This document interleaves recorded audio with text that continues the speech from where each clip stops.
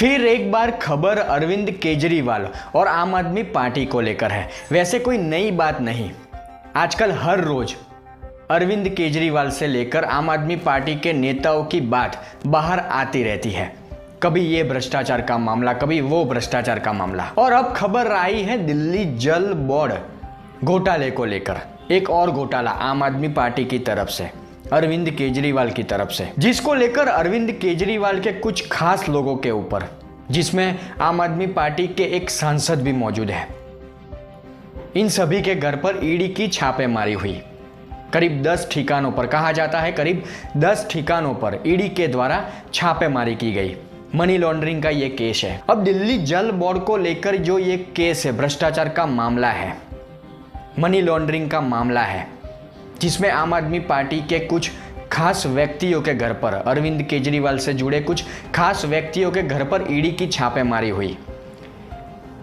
तो ये पूरा मामला क्या है, उसके बारे में इस वीडियो में मैं आपको डिटेल में बताऊंगा। और इस मामले को लेकर आम आदमी पार्टी के नेताओं ने किस तरह से फिर एक बार भ्रम फैलाने की कोशिश की, एक तरह से जो उनकी पुरानी आदत है कि नौटंकी शुरू की। आम आदमी पार्टी के नेताओं की तरफ से इस मामले में जो बयान सामने आया, वो बात और हकीकत क्या है, वो बात सारी डिटेल इस वीडियो में मैं आपको बताऊंगा। बस इस वीडियो को आप पूरा देखें।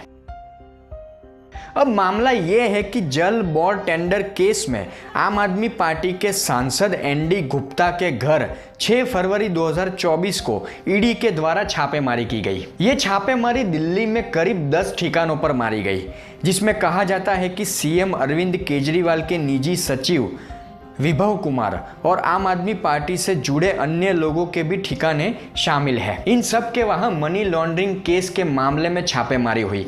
मैंने आगे कहा उस तरह से जल बोर्ड को लेकर कुछ मामला है, टेंडर प्रक्रिया में घोटालों का, करीब 36-38 करोड़ का यह मामला है, जिसको लेकर ये छापेमारी हुई। अब जैसे ही छापेमारी की खबर आई, रेड की खबर आई, वैसे ही आम आदमी पार्टी के नेताओं ने सोशल मीडिया पर हंगामा शुरू कर दिया, देश की जनता के सामने झूठ बोलना शुरू कर दिया। अब दिल्ली सरकार की जो मंत्री है अतिशी मार लेना, उन्होंने कहा कि इस तरह की कार्यवाही से वो डरने वाले नहीं हैं। उन्होंने कहा कि सुनने में आया है कि मुख्यमंत्री के पीए सहित पार्टी के कई नेताओं के घर पर रेड हो रही है। ये हमें डराने धमकाने की कोशिश है, लेकिन मैं पीएम मोदी से कहना चाहती हूँ कि हम डरने वाले नहीं हैं। अब सबसे बड़ी बात ये कि जो डरता है वही हंगामा करता है।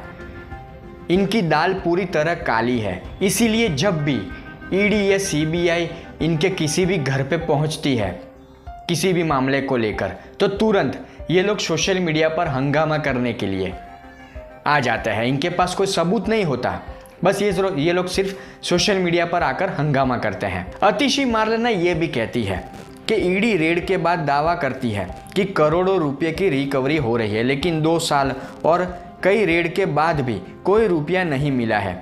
दूसरी महत्वपूर्ण चीज है गवाही, लेकिन इन्हें कोई गवाही भी नहीं मिली है। अब आप आम आदमी पार्टी के नेताओं की ये हरकत देखिए, आम आदमी पार्टी की ये मंत्री की हरकत देखिए, इनकी हिम्मत देखिए, किस तरह से ये सोशल मीडिया पर, टीवी मीडिया पर झूठ बोल रही है, देश की जनता को भ्रमित कर रही है। ईडी या सीबीआई कोई भी छापेमारी करती है, कहीं पर रेड करती है, पैसा मिलता है, रिकवरी होती है, तो उसका निर्णय, उसके ऊपर जो भी डिसीजन लेना है, उसके ऊपर जो भी कार्यवाही करनी है, वो न्यायपालिका के तहत होती है।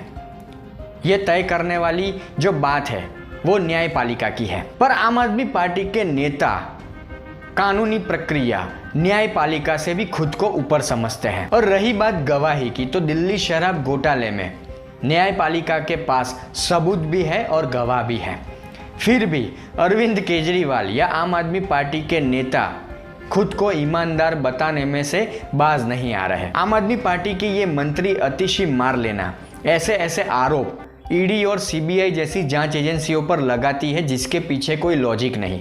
ऐसी बातें ये सोशल मीडिया पर, टीवी मीडिया पर करती है, जिसके पीछे कोई लॉजिक नहीं। ये कहती है कि सारे स्टेटमेंट फर्जी है। कई विटनेस जो सामने आए, उन्होंने कहा कि उनके स्टेटमेंट दबावपूर्वक लिए गए हैं। अतिशी मारलेना जांच एजेंसियों पर आरोप लगाती है कि एक विटनेस ने उन्हें बताया कि उसके कान पर जोर से थप्पड़ मारा गया। वहीं दूसरे विटनेस ने कहा कि तेरी बेटी कॉलेज कैसे जाएगी, जबकि तीसरे को कहा गया कि तेरी बीवी को देख लेंगे। अब आम आदमी पार्टी के मंत्री या नेता जिस तरह से ये बातें करते हैं, बेतुकी बातें सोशल मीडिया पर, टीवी मीडिया पर, तो लगता है कि OTT प्लेटफॉर्म पर ये वेब सीरीज़, आजकल जो वेब सीरीज़ आ रही है क्राइम और थ्रिलर वाली, वो ज़्यादा देखते होंगे। अब ये जो आरोप आम आदमी पार्टी की मंत्री लगा रही है, उसके पीछे की हकीकत ये है कि ईडी के कार्यालय में या CBI के कार्यालय में जो भी स्टेटमेंट किसी का लिया जाता है, तो वहाँ पर CCTV कैमरा मौजूद होते हैं। बिना CCTV ये काम होता ही नहीं। अगर किसी का स्टेटमेंट लिया जाता है तो CCTV की निगरानी में लिया जाता है। तो अगर जांच एजेंसी का कोई अधिकारी किसी विटनेस को थप्पड़ मारता है या धमकी देता है, तो इस बात में यकीन करने जैसा कुछ भी नहीं। और पिछले कुछ वक्त से आम आदमी पार्टी के नेता जिस तरह ईडी और CBI जैसी जांच एजेंसियों के ऊपर आरोप लगाते हैं, तो अब एक बात सामने ये आई है कि ईडी आम आदमी पार्टी के नेताओं पर लीगल एक्शन लेने वाली है। कि जैसे अतिशी मारलेना कहती है कि थप्पड़ मारा, धमकाया, स्टेटमेंट सारे फर्जी है, तो इन सब को लेकर अब ईडी आम आदमी पार्टी के इन नेताओं पर लीगल एक्शन लेने वाली है कि आप सबूत दीजिए। चलो आप कहते हैं सोशल मीडिया पर आकर, टीवी मीडिया पर आकर कि सारे स्टेटमेंट फर्जी है,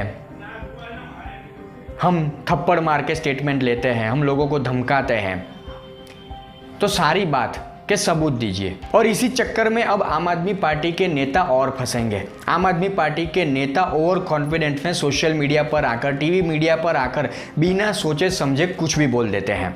इनको लगता है कि हम सोशल मीडिया पर आकर हंगामा करेंगे, बेफालतू की बेफिजुल की बातें करेंगे, खुद को बचाने के लिए, खुद को महान बताने के लिए, तो देश की जनता हम पर यकीन कर लेगी। पर यही इनकी हरकत अब इनको महंगी पड़ने वाली है। अगर ईडी ने लीगल एक्शन लिया तो ये लोग अब बुरा फंसेंगे। और रही बात ये जो नया मामला है, उसको लेकर कोई भी नई अपडेट अगर मिलती है तो आने वाले वक्त में इसी तरह अपने वीडियो के माध्यम से मैं आपको बताऊंगा। बस आप मेरी इस चैनल को सब्सक्राइब करना न भूलें।